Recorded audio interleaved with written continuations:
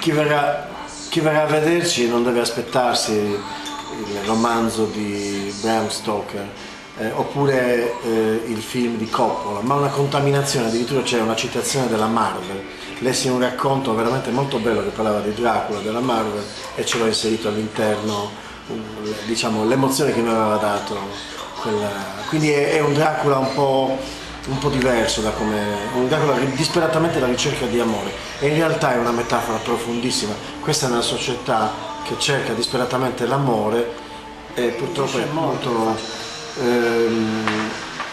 qualcosa che nel romanzo originale è appena accennato.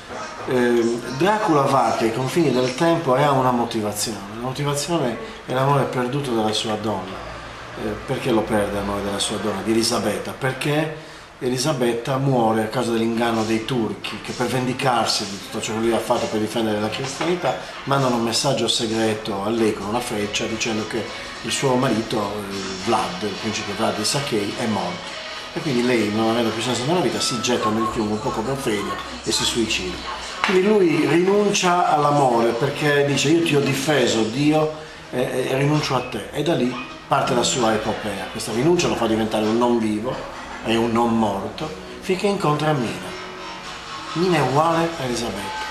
E allora lui si rende conto che senza amore non si può vivere, ma fa tutto un percorso interno, addirittura dicendo che l'amore non può essere rubato. E allora chiede a Mina di dargli pace.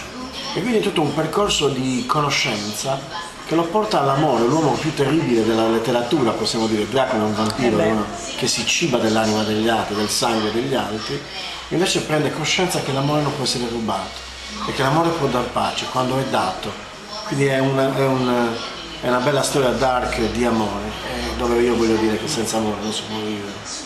Ecco, invece parliamo del trucco di questo. All'idea di trucco grafico per tutte le rappresentazioni, soprattutto per Dracula, perché ho l'idea di rappresentare dei visi completamente bianchi e privi di volume e di spessore, e dividere i loro visi in sezioni, quasi come se fossero divisi per colore, e in pratica al centro del viso avranno la stilizzazione di una croce, come se fossero una pennellata, come per cancellare il fatto che siano completamente monocromatici e monodimensionali, quindi questo segno grafico molto forte al centro del viso per dargli un tocco di profondità, un tocco nero su questo bianco latte globale. Il tuo percorso come truccatrice?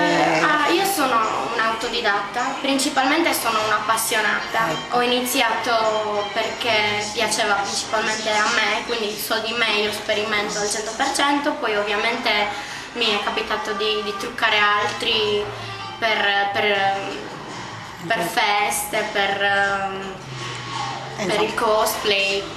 Ho capito, invece come dal punto di vista teatrale è la prima volta? Sì, dal punto di vista teatrale è la prima volta che lavoro e mi fa moltissimo piacere, è una meravigliosa esperienza. Aspettavo una cosa del genere da tanto, perché posso esprimere molto di più rispetto a quanto posso fare con un amico, un cliente normale, precisamente. Certo.